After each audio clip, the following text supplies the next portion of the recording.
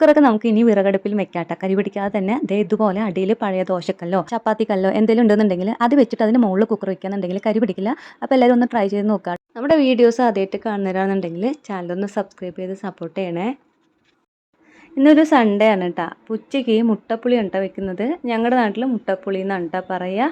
അപ്പോൾ ഇത് കൂടുതലും മുട്ട പൊട്ടിച്ചൊഴിക്കാറ് ചെയ്യുക. അതായത് ചാറില്ലേ അതിൻ്റെ കലക്കി വെച്ചത് അതൊന്ന് തിള വരുന്ന സമയത്ത് പൊട്ടിച്ചൊഴിക്കുന്നുണ്ടെങ്കിൽ കുറച്ചുകൂടി ടേസ്റ്റുമാണ്. അതുപോലെ തന്നെ മുട്ടയിലേക്ക് എല്ലാം പിടിക്കും കേട്ടോ. അതായത് ഉപ്പും മുളകും എല്ലാ എരിവും എല്ലാം പിടിക്കുമ്പോൾ കുറച്ചുകൂടി ടേസ്റ്റാണ് കേട്ടോ മുട്ട കഴിക്കാനായിട്ട്. ഇങ്ങനെ പുഴുക്കിയിടുന്ന സമയത്ത് മുട്ടേൻ്റെ ഉള്ളിലേക്ക് പിടിക്കണമെന്നുണ്ടെങ്കിൽ നമ്മൾ ഉച്ചയ്ക്ക് വെച്ച് കഴിഞ്ഞ് കഴിഞ്ഞാൽ രാത്രിക്ക് എടുക്കുമ്പോഴായിരിക്കും അതിൻ്റെ ഉള്ളിലേക്ക് പിടിക്കുക. അതേ ടൈമിൽ പൊട്ടിച്ചൊഴിക്കുകയെന്നുണ്ടെങ്കിൽ ഉച്ചയ്ക്ക് തന്നെ അതിലേക്ക് എല്ലാം തന്നെ പിടിച്ചിട്ടുണ്ടാവും കേട്ടോ. കഴിക്കാനും നല്ല ടേസ്റ്റ് ആയിരിക്കും.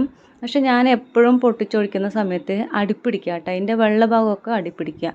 അപ്പം ഞാൻ എന്ത് ചെയ്തു, ഇപ്പോൾ കുറച്ചായിട്ട് പുഴുക്കിയിടുകയാണ് കേട്ടോ ചെയ്യാറ്. അപ്പോൾ അതേ ആദ്യം തന്നെ മുട്ട പുഴുക്കാൻ വെച്ചു. അപ്പോൾ ഒന്ന് സൺഡേ ആയതുകൊണ്ട് തന്നെ ഇക്കുണ്ട് കേട്ടോ, ലീവ് ആയതുകൊണ്ട്. അപ്പോൾ രണ്ടുപേരും കൂടിയിട്ടാണ് കേട്ടോ ചെയ്യുന്നത്. ഇപ്പോൾ വെളിയിലാണല്ലോ കുറച്ചായിട്ട് വെക്കുന്നത്. അതുകൊണ്ട് തന്നെ എപ്പോൾ വെക്കുമ്പോഴും കാക്ക ഉണ്ടാവും കേട്ടോ. ഈ കല്യാണ വീട്ടിലൊക്കെ എന്തെങ്കിലും വെച്ച് കഴിഞ്ഞാൽ മണം കേട്ട് കഴിഞ്ഞാൽ വരത്തില്ല. അതുപോലെ തന്നെ ഇവിടെ വെക്കുന്നതുകൊണ്ട് കാക്കകൾ ചുറ്റും വന്നിരിക്കുന്നുണ്ട്. മുട്ട പുഴുക്കാൻ വെച്ചിട്ട് കുറേ നേരമായിട്ടാണ്. തിളയ്ക്കാണ്ടായപ്പോൾ ഇക്ക 2-3 ചിരട്ടി ഇട്ട് കൊടുത്താണ്. അത് ഇതേ ചട്ടി പോലും കാണുന്നില്ല, അത്രത്തോളം ചുറ്റും കത്താൻ തുടങ്ങിയിട്ടാണ്. പിന്നെ കാറ്റ് വീശിയിട്ട് തീ നിൽക്കണേ ഇല്ല കേട്ടോ, ഇതിൽ തട്ടുന്നേ ഇല്ല. സൈഡിലേക്ക് ഇങ്ങനെ കാറ്റ് കൊണ്ട് പോണ്. അപ്പോൾ ഷീറ്റ് ഉണ്ടായിരുന്നത് സൈഡിൽ ഒന്ന് മറിച്ച് തന്നാണ്. അപ്പോൾ ഇത് നമ്മുടെ മുട്ടയൊക്കെ ഒന്ന് പുഴുക്കി റെഡിയാക്കി വെച്ചിട്ടുണ്ട് കേട്ടോ. ഇനി നമുക്ക് ആ ഒരു ചട്ടിയിൽ തന്നെ എണ്ണ ഒഴിക്കുക. എണ്ണ ഒഴിച്ചിട്ട് ഉലുവയാണ് ഇട്ട് കൊടുത്തിരിക്കുന്നത്. ഞാൻ നേരത്തെ തന്നെ ഉള്ളിൽ നിന്ന് അതിൻ്റെ ചാറില്ലേ അതൊന്ന് കലക്കി വെച്ചിട്ട് വന്നിട്ടുണ്ടായിരുന്നു കേട്ടോ. അതായത് പുളിവെള്ളം, അതിലേക്ക് തക്കാളി, പച്ചമുളക്, മുളക് പൊടി, മഞ്ഞൾപ്പൊടി, കുറച്ച് മാത്രം മല്ലിപ്പൊടിയും പിന്നെ ആവശ്യത്തിന് ഉപ്പും കൂടി ഇട്ടിട്ട് കലക്കി വെച്ചിട്ടുണ്ടായിരുന്നു കേട്ടോ. അപ്പോൾ ഉലുവ പൊട്ടിയ ശേഷം ചെറിയുള്ളിയാണ് കേട്ടോ ഏറ്റവും കൂടുതൽ ഇട്ടിരിക്കുന്നത്.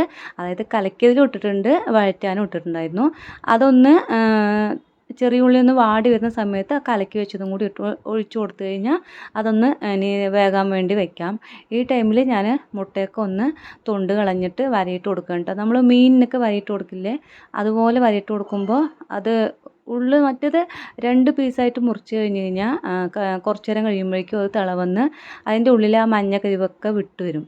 പിന്നെ അതാകെ ഉടഞ്ഞ് ആകെ ഇതായി. അപ്പോൾ ഇങ്ങനെ കീറിയിടുമ്പോൾ ഉള്ളിലേക്ക് എല്ലാം പിടിക്കുകയും ചെയ്യും.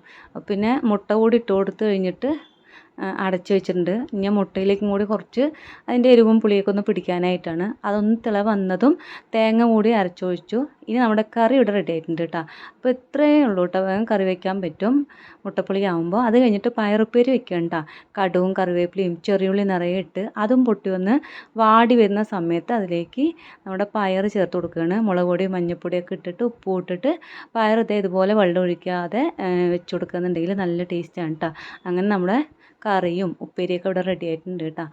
ഇത്രയും മതി കേട്ടോ ഉച്ചക്കത്തേക്ക് ചോറുണ്ണാനായിട്ട്. ഒരു കറി ഒരു ഉപ്പേരി ഉണ്ടെങ്കിൽ തന്നെ ധാരാളമാണ്. ഇന്നത്തെ വിശേഷങ്ങൾ ഇത്രയൊക്കെ ഉള്ളൂ. അപ്പോൾ വീഡിയോ ഇഷ്ടപ്പെടുകയാണെങ്കിൽ ചാനലൊന്ന് സബ്സ്ക്രൈബ് ചെയ്യുക, സപ്പോർട്ട് ചെയ്യുക.